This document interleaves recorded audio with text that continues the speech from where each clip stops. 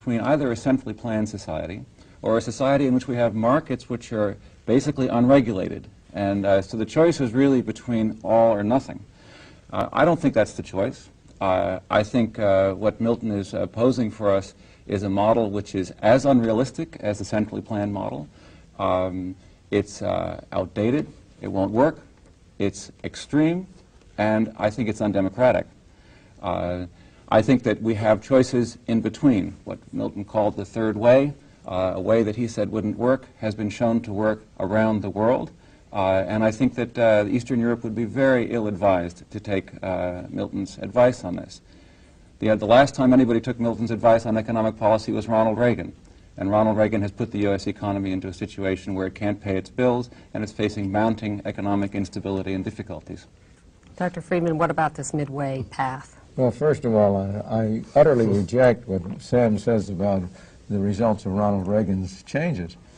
We've had a decade of extraordinary growth, increase in employment, in which inflation was brought down sharply. Ronald Reagan came into office at a period of very high inflation and so on. But this program is not about the Reagan administration. This program is about Eastern Europe. And I want to go to Eastern Europe.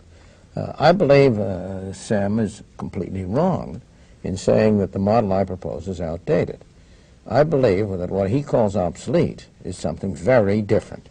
You have had the third way. You've had it in the United States, you've had it in Sweden, you've had it in Britain, you've had it elsewhere. In every case, it's been built on the foundation of a long period of what I call the first way. The United States had 150 years of essentially a free private market before it launched on this period of the welfare state. Same thing was true in Britain. The same thing is true in Sweden. I believe he will find it very difficult to cite any example of a country which started from a very low level and immediately adopted that combination of policies. Yeah, well, let me add something on that.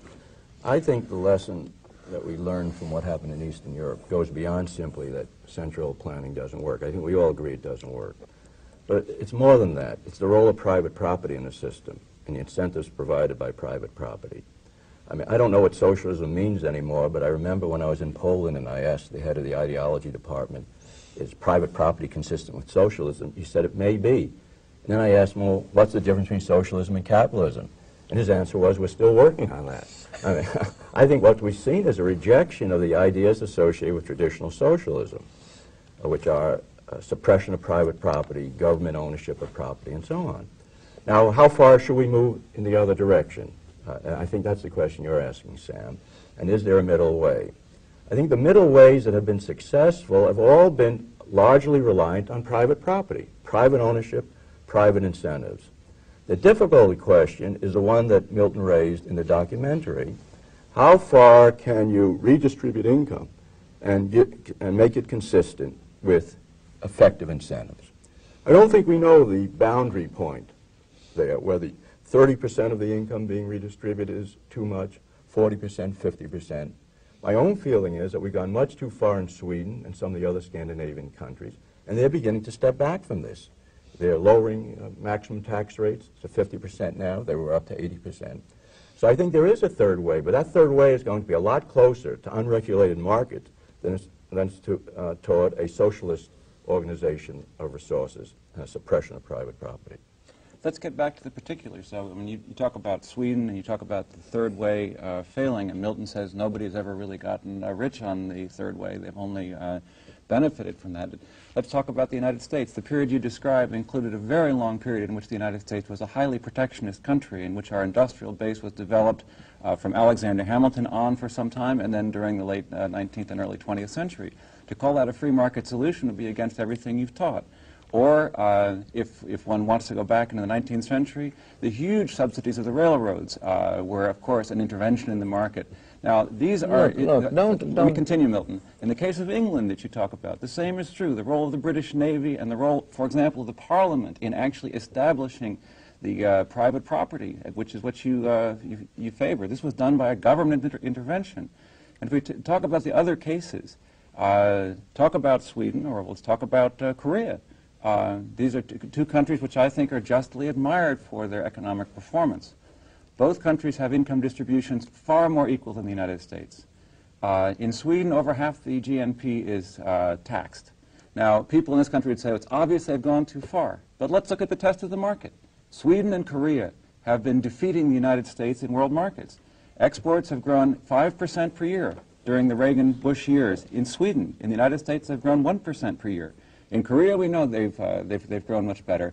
If you want to go on to Norway, where much of the investing is done by the government, they've grown their exports even faster than Sweden. Meanwhile, we can't compete in world markets. But so look, the lesson of these countries is if you look at the facts, Milton, a combination of government regulation and the market works. I agree with Gary. I think private property is extremely important because the incentives associated with owning the results of your work is essential.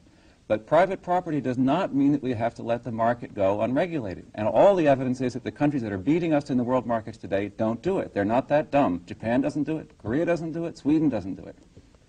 Let's not throw straw men around. Obviously, I am not in favor of no government. Government has some very important roles to play. Those are very limited. You take the case of the United States during the 19th century and of Britain in the 19th century.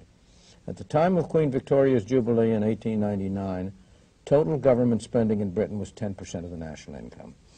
Throughout the up until 1929 in the United States, except for periods of Great War, total government spending in the United States was about 10% of national income.